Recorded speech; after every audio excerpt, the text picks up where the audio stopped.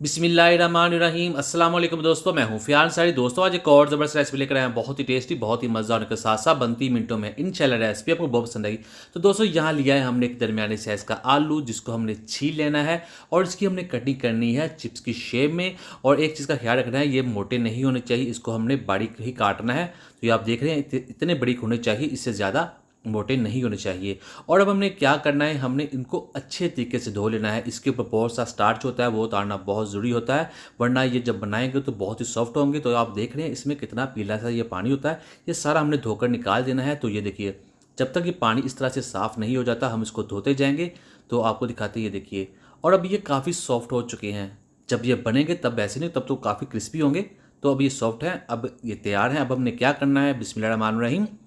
अब हमने इसको निकाल लेंगे एक प्लेट के अंदर, एक डिश के अंदर, और हमने इसको ड्राई कर लेना है। इनके ऊपर जो पानी है वो हम ड्राई करेंगे किसी रुमाल के साथ, टिश्यू के साथ, जो भी आपके पास अवेलेबल हो।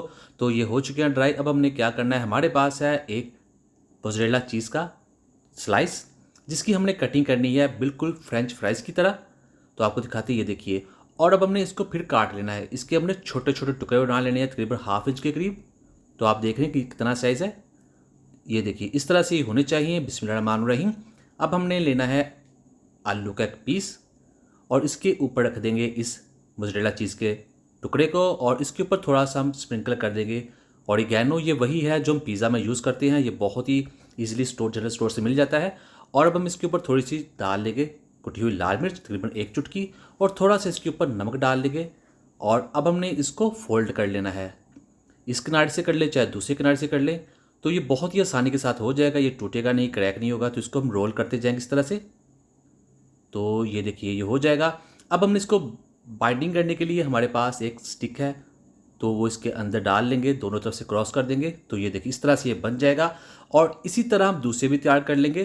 तो ये देखिए माशाल्लाह, जब ये तैयार होंगे तो इंशाल्लाह आपको बहुत ही पसंद आएंगे। तो अब इनको हम फ्राई कर लेंगे। बिस्मिल्लाहिर्रहमानिर्रहीम।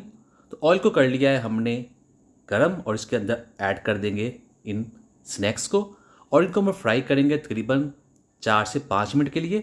तो जब आप फ्राई करेंगे ये बिल्कुल खुलने वाले नहीं है, बहुत ही आसानी के साथ हो जाएंगे। और साथ साथ इनको पलटते जाएंगे, बहुत ही आसानी के साथ ये बन जाएंगे, बाहर से बहुत ही क्रिस्पी होने वाले हैं। तो इस तरह की रेसिपी जो होती है, इसे आप बनाएंगे तो बच्चे बड़े सभी इसे शौक से खाएंगे। ये देखने में बहुत अच्छी लगती है, बहुत यूनिक रेसिपी है। तो अब ये हम तैयार है, तकरीबन हमने इनको 4 मिनट के लिए फ्राई कर लिया। इसको बाहर निकाल लेते हैं और करते हैं डिश आउट। बिस्मिल्लाहिर्रहमानिर्रहीम।